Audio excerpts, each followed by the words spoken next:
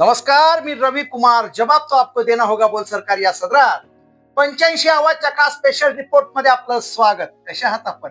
मजेत ना? मजेत राहा, हिट राहा, फिट राहा आणि हो, आरोग्याची काळजी घ्या। चला तर मग विषयाकडे वळूया। आतापर्यंत केवळ मुख्यमंत्री देवेंद्र फडणवीस आणि भाजपला टार्गेट करणाऱ्या मनोज जरांगे पाटलांच्या निशाण्यावर पहिल्यांदाच एकनाथ शिंदे आले। एकीकडे शिंदे मराठा समाजाचा चेहरा आहेत, ते मुख्यमंत्री असताना त्यांनी मराठा आरक्षणाचं आंदोलन हाताळले। त्यावेळी कदाचित एक मराठा मुख्यमंत्री असल्यानं त्यांना जरांगे पाटलांचा थोडा सॉफ्ट कॉर्नर मिळाला। परंतु आता त्याच एकनाथ शिंदेंवर मराठ्यांसोबत डबल गेम केल्याचा आरोप होतोय। एकीकडे एकनाथ शिंदे वरवर मराठा समाजासोबत असल्याचं दाखवत असले तरी त्यांचेच नेते छत्रपती संभाजीनगरात मराठा समाजाच्या आरक्षणाविरोधात कट रचत असल्याचा थेट आरोप जरांगेंनी केला। ज्या एकनाथ शिंदेंसाठी आपण खस्ता खाल्ल्या त्याच शिंदेंकडून आम्हाला अशी अपेक्षा नव्हती, असा घणाघात त्यांनी काल मीडिया समोर केला। बीड, परभणी आणि छत्रपती संभाजीनगर मधील 4 कुणबी जात प्रमाणपत्रे आणि त्यांची जात वैधता रद्द झाल्याच्या निमित्ताने उफाळलेला हा संघर्ष जरांगे पाटलांनी थेट आगामी विधानसभा निवडणुकांपर्यंत नेला। मराठ्यांशी गद्दारी केली तर 25-30 आमदार सहज पाडू अशी धमकी वजा इशारा जरांगेंनी सर्वांसमोर दिला। राजकीय विश्लेषकांच्या मते मनोज जरांगे पाटील यांनी आतापर्यंत एकनाथ शिंदे यांच्याबाबत सावध आणि काहीशी मवाळ भूमिका घेतली।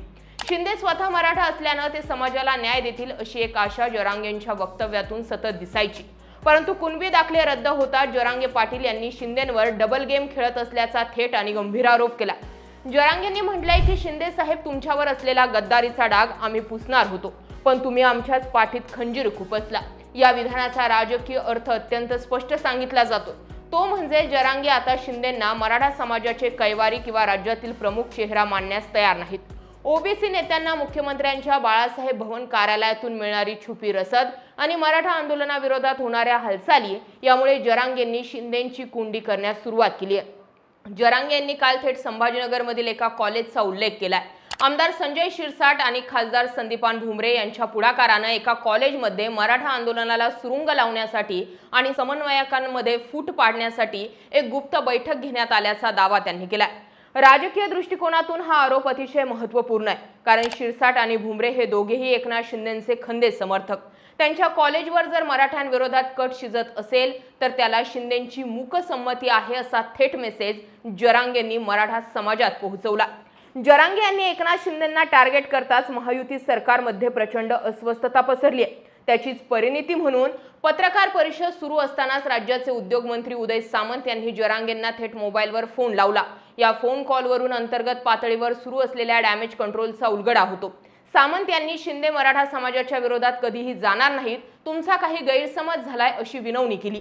परंतु जरांगे यांनी अत्यंत रोखठोकपणे एकनाथ शिंदेंसाठी आम्ही खूप खस्ता खाल्ल्यात, पण आमच्या पोरांच्या प्रमाणपत्राचं वाटोळं करू नका असं सांगत सामंत यांनाही सुनावलं। दुसरीकडे भाजपचे प्रदेशाध्यक्ष चंद्रशेखर बावनकुळे यांच्यावर जात प्रमाणपत्र रद्द करण्यासाठी प्रशासनावर राजकीय दबाव आणल्याचा आरोप जरांगेंनी केला असून त्यांच्या नार्को टेस्टची मागणी केली आहे। यावर मुख्यमंत्री देवेंद्र फडणवीस यांनी सरकारचा बचाव करताना सांगितलंय की जात पडताळणी समिती ही सर्वोच्च न्यायालयाच्या निर्देशनानुसार काम करणारी एक अर्धन्यायिक संस्था आहे। कागदपत्रांच्या अपूर्ततेमुळे अर्ज फेटाळले जाणे ही एक सामान्य प्रशासकीय प्रक्रिया असून त्यात सरकारचा कोणताही हस्तक्षेप नाही। बावनकुळे यांनीही आपल्यावरील आरोप फेटाळत नार्को टेस्टला सामोरं जाण्याची तयारी दर्शवली आहे। मराठा आरक्षणाविरोधात भूमिका घेत असल्याचे अनेक आरोप याआधीही बावनकुळेंवरती झालेत। मनोज जरांगे पाटील यांनी जेव्हा अंतरवाली सराटी येथून मुंबईकडे महामोर्चा काढला होता तेव्हा सरकारने सगळे सोयरेबाबतचा मसुदा तयार केला होता।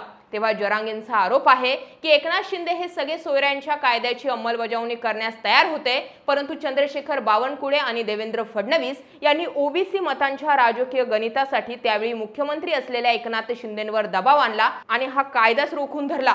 मराठा आरक्षणाचे आंदोलन कमकुवत करण्यासाठी बावनकुळे हे पडद्यामागून सूत्र हलवत असल्याचा आरोप जरांगे पाटील यांनी अनेकदा केलाय।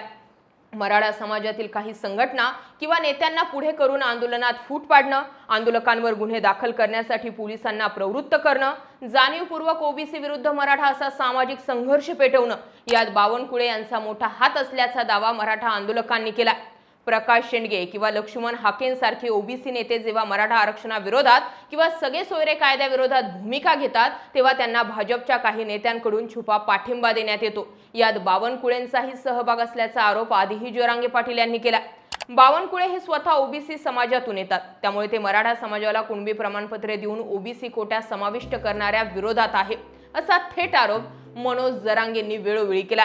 मनोज जरांगे यांनी आता केवळ आंदोलनाची भाषा न करता थेट राजकीय इशाऱ्यांची सुरुवात केली आहे। मुख्यमंत्री देवेंद्र फडणवीस यांना कोण पाहिजे हे त्यांनी ठरवावं। चंद्रशेखर बावनकुळे या एकट्या माणसासाठी राजकीय नुकसान करू नको। मराठ्यांशी गद्दारी केलीत तर आपण किमान 15 ते 20 आमदार पाडून दाखवू, असा थेट इशारा मनोज जरांगेंनी दिलाय। सरकारने मराठा समाजाची फसवणूक थांबवली नाही तर 29 ऑगस्ट पासून पुन्हा एकदा महाराष्ट्रव्यापी जन आंदोलन छेडण्याचा अल्टिमेटम त्यांनी दिलाय। मराठा आरक्षणाच्या मुद्द्यावर मनोज जरांगे पाटलांनी घेतलेली ही आक्रमक भूमिका महायुतीसाठी, विशेषतः एकनाथ शिंदेंच्या शिवसेनेसाठी अत्यंत घातक ठरू शकते।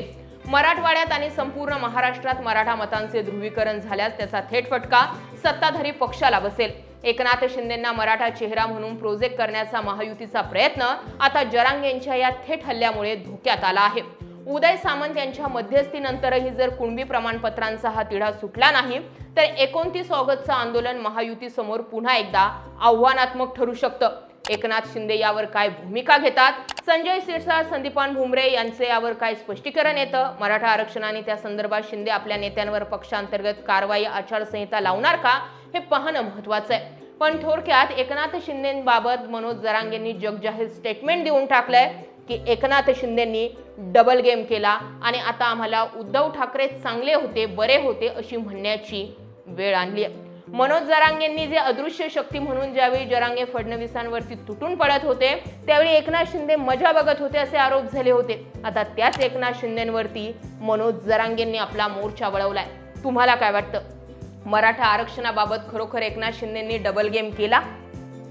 ज्यावेळी सुरुवातीचाच मोर्चा मुंबईकडे मनोज जरांगेंचा निघाला होता त्यावेळी एकनाथ शिंदे हे मुख्यमंत्री होते, त्यावेळी लोणावळा ते वाशी यामध्ये नेमकं काय घडलं ते एका रात्रीची गुप्त बैठक आणि एकनाथ शिंदेंच्या हातून मनोज जरांगेंनी उपोषण सोडलं, त्या रात्री नेमकं काय घडलं होतं याचा उलगडा शेवटपर्यंत न झाल्यामुळे एकनाथ शिंदेंनी मराठा आरक्षणासंदर्भात नेमकी भूमिका काय घेतली ही शेवटपर्यंत गुलदस्त्यात राहिली।